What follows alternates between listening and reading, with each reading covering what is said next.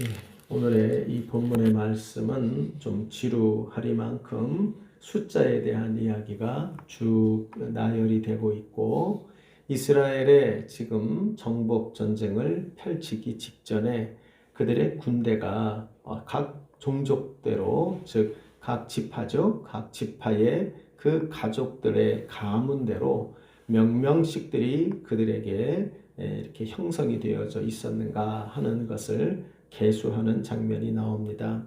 어찌 보면 이제 25장까지는 이스라엘 백성들을 하나님께서 요단 서편에 약속된 가나안 땅을 정복해 들어가기 전에 그들을 모압 평지에 모아놓고 어찌 보면 영적인 정비를 하신 장면이었다라고 생각을 한다면, 이 26장에 나오는 이 내용들은 이제 영적인 정비라기보다는 실제로 싸울 수 있는 군대들에 대한 육적인 정비를 하나님이 하시는 장면으로 살펴볼 수가 있습니다.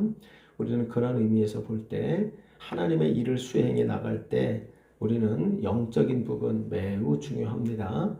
그러나 영적인 부분만 정비되어야 하는 것만이 아니라 우리의 육신적인 정비, 육신적인 부분도 잘 준비하고 정비하는 일이 또한 하나님의 일에서도 중요한 영역이 되어진다 하는 것을 우리가 잊지 말아야 합니다. 그러므로 이 땅을 살아갈 때 지나치게 하나님의 백성들이 영적인 것에만 몰두하여 육적인 것이 너무 해이해지거나 무질서한 상태로 들어가 있는 것은 주님의 일을 이루어 나가는 데 있어서 그다지 주님이 기뻐하는 방식의 모습이라고 이야기할 수가 없다라는 것을 우리가 기억해야 합니다.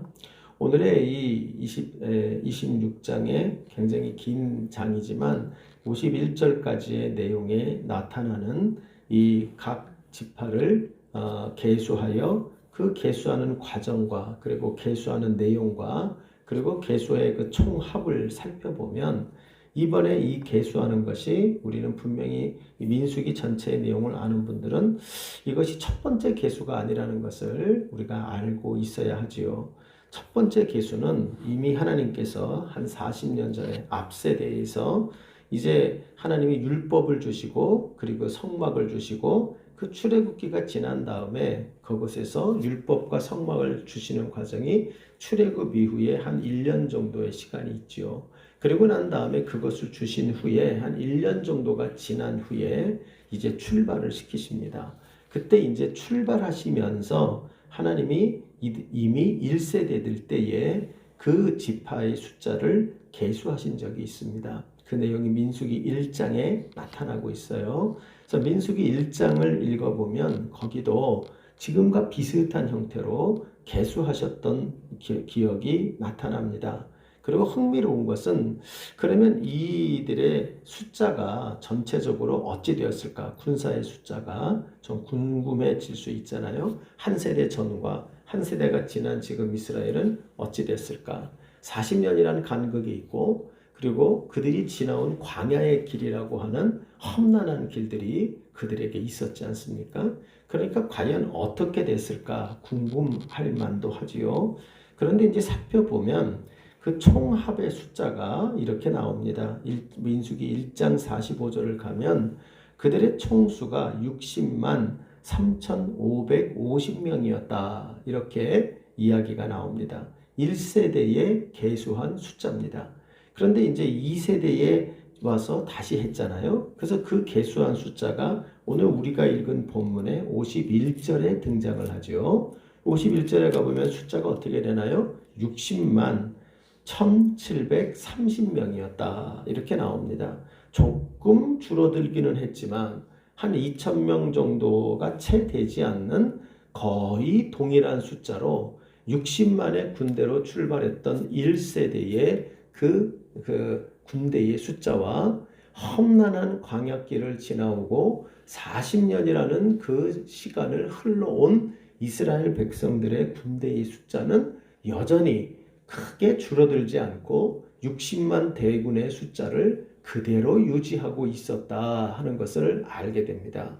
우리가 이러한 유지는 굉장히 이 자체에 주는 메시지가 있지요.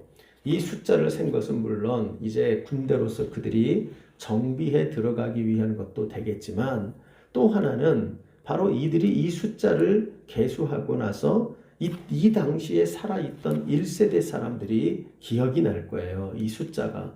그리고 그들은 아마 은근히 놀라지 않았을까 싶어요. 왜 그랬을까요? 줄어들었을 거라고 생각하지 않았겠어요?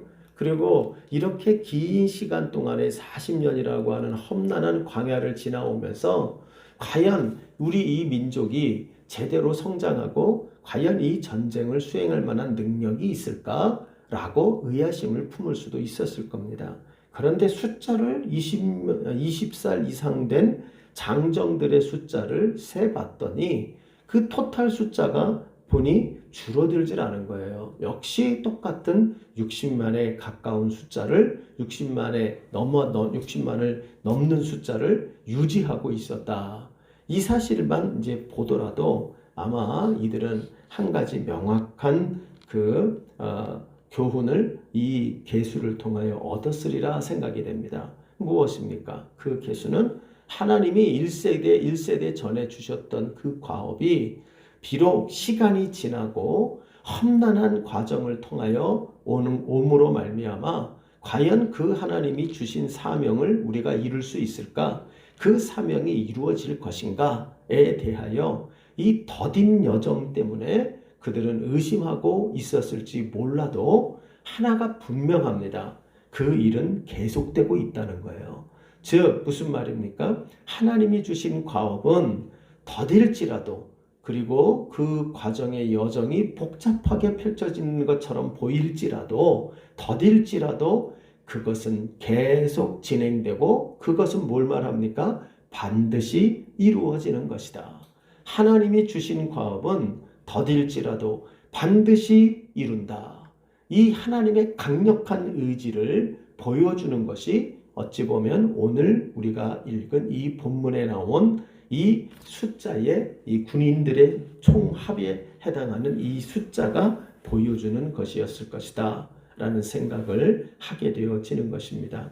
여러분, 우리는 이 사실을 오늘 말씀을 통하여 간접적이지만 분명하게 확인하는 우리가 되기를 바랍니다. 우리가 때때로 우리에게 주신 하나님의 비전이, 명확한 비전이 우리의 삶에 있죠. 그래서 그것을 따라왔는데 이상하다, 왜 이렇게 더디지? 또 이상하다, 왜 이렇게 힘들지?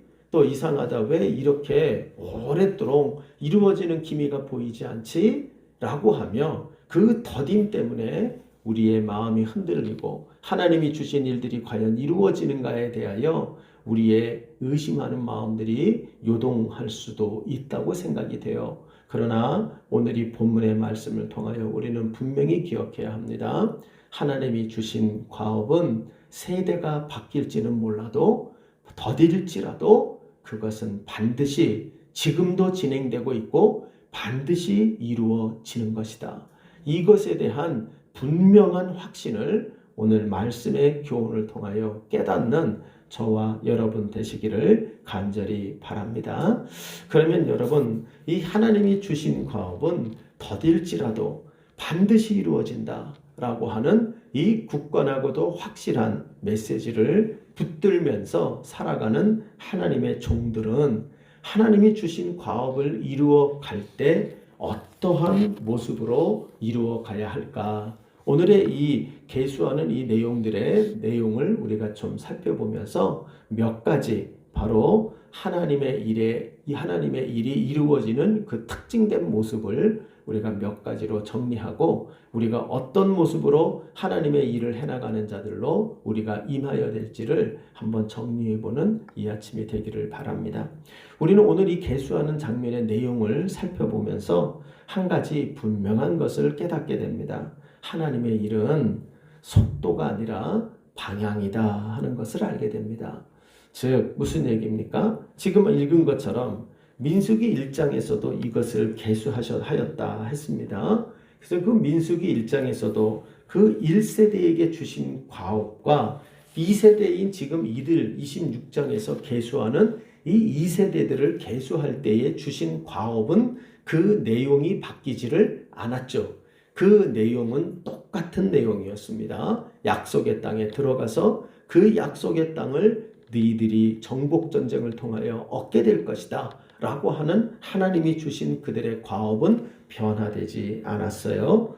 그리고 거기에 그들에게 하나님께서 준비시켰던 군사의 숫자 1세대 때는 60만 3,550명이라고 했고 지금 26장이라는 지점에 와서의 2세대들에게 주신 그 숫자를 볼 때 그것도 역시 60만 1,730명이라고 하는 것으로 그 숫자의 변화도 크게 없음을 우리가 발견하게 됩니다. 즉 하나님의 과업은 내용도 바뀌지 않았고 그 준비된 것도 바뀌지 않았어요. 다만 그것이 이루어지는 시간이 그 때가 그렇죠? 그 때가 더 늦어져 있을 뿐이에요. 그러니까 이것을 보면서 우리는 분명히 깨달아야 되죠. 하나님의 일은 언제 어느 때에 이루어질지는 아무도 모르지만 그 하나님의 일을 우리가 수행해 나가는 그 하나님의 뜻은 바로 언제나 우리에게 동일하게 나타나 있다는 거예요. 어느 때에 언제 하나님이 우리에게 주신 과업을 주실 그것을 이루어 주실지는 아무도 몰라요. 마치 예수님이 이 땅에 초림하실 때처럼 아무도 그 때와 시를 알 수는 없지요. 뿐만 아니라 다시 오실 예수님이 이 땅에 오실 그 때도 그 시와 때를 알 사람은 없지요. 그러나 분명합니다. 그 시와 때가 언제인지는 몰라도 예수님은 반드시 이 땅에 오시고 그분은 족보의 그 연결을 통하여 오랜 세월이 흘렀을지 몰라도 그 예수님은 반드시 오셨고 그분이 오시는 것이 준비가 되었습니다. 마찬가지로 예수님 다시 오시는 재림의 때도 마찬가지죠. 언제 그 재림이 다시 올지는 모르지만 바로 그분은 반드시 오시고 있고 그 날을 위하여 온 세상의 역사와 온 세상의 모든 일들은 그 날을 향하여 흘러가고 있다 하는 것을 우리는 알게 되는 것입니다. 마찬가지로 오늘의 이 족보를 통하여 우리는 분명히 다시 한번 확인해야 합니다. 하나님이 주신 과업을 따라 살아간다. 하나님의 뜻을 우리가 이루며 살아간다.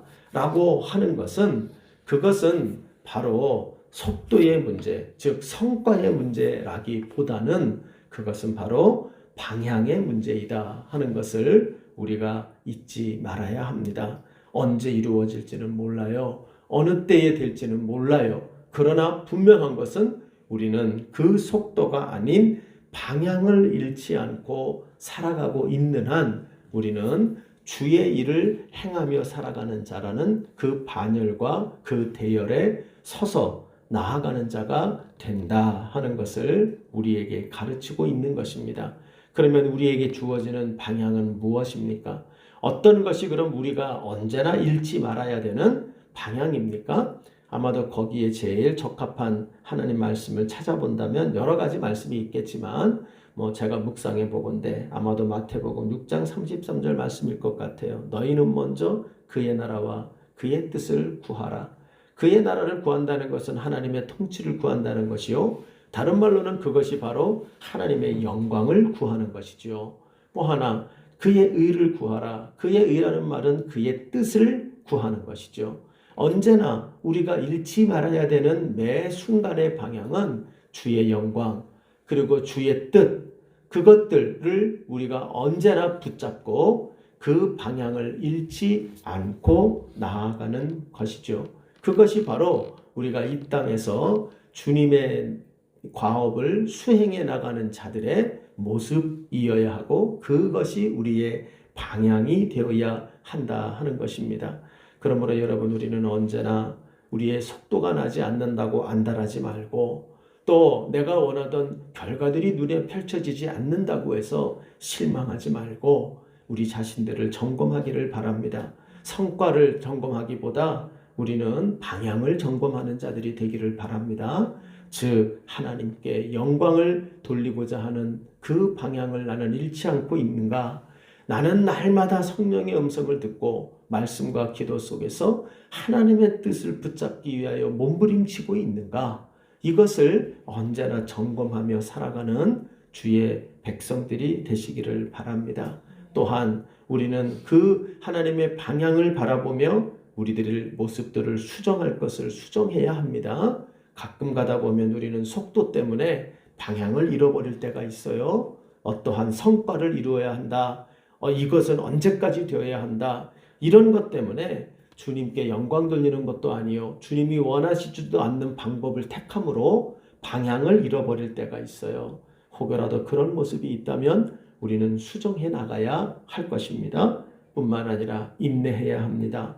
더딜지라도 방향이 틀리지 않았다면 괜찮습니다. 인내할 줄도 알아야 하는 겁니다. 바라기는 꼭 기억합시다. 하나님의 일을 한다는 것, 그것은 바로 속도가 아니요 방향이다. 이것을 보여주는 것이 오늘 본문에 나온 이 족보의 이 계수하는 이 계수의 내용이라는 것을 명심하고 우리 모두가 진정 하나님을 신뢰하며 신실하게 우리 하나님 세대가 바뀌어도 그 뜻과 그 주신 과업이 변하지 아니하고 끝까지 이루어 가시는 분이시다. 하나님은 방향을 잃어버리지 않는 분이시다. 이것을 명심하며 우리가 주의 일을 위하여 살아가는 오늘 한날 되시기를 주님의 이름으로 부탁합니다. 두 번째로 오늘의 이 계수의 내용을 통하여 한 가지 좀 의미 있게 우리가 봐야 되는 몇 가지 좀 세부적인 내용이 있어요. 그 중에 하나가 뭐냐 하면 하나님의 일을 이루는 데 있어서 분명 그것은 속도가 아니고 방향인 것은 맞지만 그러나 명심해야 돼요. 불순종과 불신실은 주의 일을 이루는 것이 아니라 더디게 한다는 거예요. 그러니까 무엇이 여러분 1세대를 늦추게 되었나요? 이 내용이 여기에 사실은 나타나고 있어요.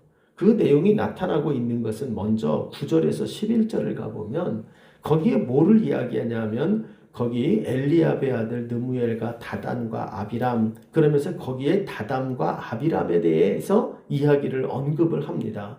그러면서 그들이 고라의 무리에 들어가서 모세와 아론을 거슬려 반역을 하였다.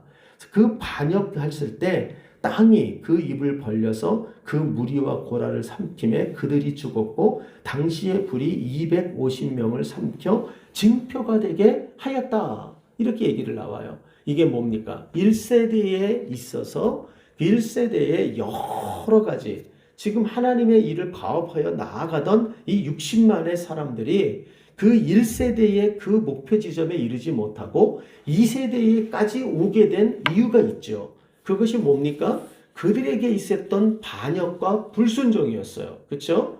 그러므로 이 군대가 하나님께 충성하는 군대가 되지 못하고 하나님께 반역하는 군대가 될 때 그들이 이러한 과업이 늦춰지고 더디게 되는 일들이 여기에서 벌어지게 되었음을 시사하고 있어요. 이것이 바로 1세대의 문제점이었다면 또 하나 지금 그럼 2세대는 괜찮은가? 2세대를 이야기하는데요. 이제 연결되는 것이 좀 눈에 띄는 게 누구냐면 이 시므온에 대한 이야기예요. 여러분 시므온을 여러분이 이미 눈치챘는지 모르겠지만 지금 이 전체적으로 각 지파마다 대략적으로 숫자가 제일 많은 종족은 유다 종족이죠. 유다 종족은 7만이 넘어요. 그리고 나머지 종족들은요. 좀 적다 싶어도 3만이 넘습니다. 그래서 대략적으로 한 4만 명을 정도 4만에서 5만 정도 사이의 종족으로 군대가 각 종족이 이루어져요. 그런데 어느 한 종족이 특별하게 숫자가 적어요. 그게 바로 시므온 종족이에요. 시므온 종족 보면 거기 14절에 가보면 이렇게 적혀 있죠. 이는 시므온의 종족들이니 계수된 자가 22,200명에 불과했다는 거예요. 그런데 여러분 1세대 때는 시므온이 그렇지가 않았습니다. 1세대 때의 숫자를 세보면 시므온 종족이 대단히 많았어요. 그게 59,000, 약 6만 명에 해당했던 게 1세대 때 이들의 숫자를 계수했을 때의 군대의 숫자였어요. 그런데 여러분 이상하죠. 왜 시므온은 절반 이하로 줄어들었을까요? 우리가 여기서 이제 딱 눈치챌 수 있는 것은 26장 1절을 보세요. 거기 보면 뭐라고 나옵니까? 연병 후에 여호와께서 모세와 제사장 아론의 아들 엘레셀에게 말씀하여 이르시되 계수하라 그랬단 말이에요. 이 사건 여러분 연병이 뭐를 가르칩니까? 어제 봤던 본문이에요. 26절을 가보면 그들이 하나님 앞에 지도자들을 중심으로 한 그들의 참 말도 안 되는 반역의 짓들이 있었죠. 그게 바로 2세대에도 벌어졌던 일들이었어요. 근데 그때에 마지막까지 멍청하리만큼 참으로 이를 저질러서 비느하스의 창에 죽임을 당한 자가 어느 족속이었습니까? 시므온 족속이었어요. 그러니까 여러분 여기서 눈치를 우리가 챌 수 있다고요. 그 앞에 있던 연병으로 하나님이 진노하실 때에 그 일을 주도했던 자들이 시므온 종족이었을 거라고 우리는 알게 됩니다. 우리는 여기서 정확하게 알 수는 없을지 몰라도 아마도 이 계수된 결과를 읽어봤던 그 당시의 사람들은 이 숫자만 보고도 그것을 깨달았을 거예요. 이랬구나. 근데 이 시므온 종족의 이야기와 무엇이 짝을 맺고 있습니까? 앞에 1세대에 그 있었던 그들의 이 불순종의 일과 그대로 연결이 되어 있음을 보고 있는 거예요. 여러분 이거는 뭘 얘기합니까? 경고입니다. 일종의 경고죠. 너희들 1세대 때 있었던 60만 군대가 준비되었으나 그들의 세대에서 하나님의 일의 과업과는 아무것도 이루지 못한 세대가 된 이유가 있다. 그들이 늘어진 이유, 그들이 더디게 된 까닭이 있다. 그게 바로 뭐냐? 반역과 불순종이었다라는 거예요. 이것이 근데 너희들에게도 없느냐? 아니라는 거예요. 너희들에게 이미 얼마 전에 그런 모습이 있었다. 너희들이 과연 이 과업을 이룰 수가 있겠느냐라고 말하며 그것을 문제 제기하고 있는 모습을 우리가 보게 되는 것입니다. 여러분 우리는 기억하셔야 돼요. 분명히 하나님의 일을 이루는데 속도보다 참으로 방향이 중요한 거 맞아요. 그러나 그 가운데에 우리가 분명히 기억해야 될 것, 그럼에도 불구하고 주의 일을 더디게 하는 것들이 무엇인고 하니 주의 일을 더디게 하는 것은 바로 그들의 불순종과 불신실함이, 우리의 불순종과 불신실함은 주의 일을 더디게 한다는 거예요. 이 메시지를 우리가 잘 기억하는 우리 모두가 되기를 바랍니다.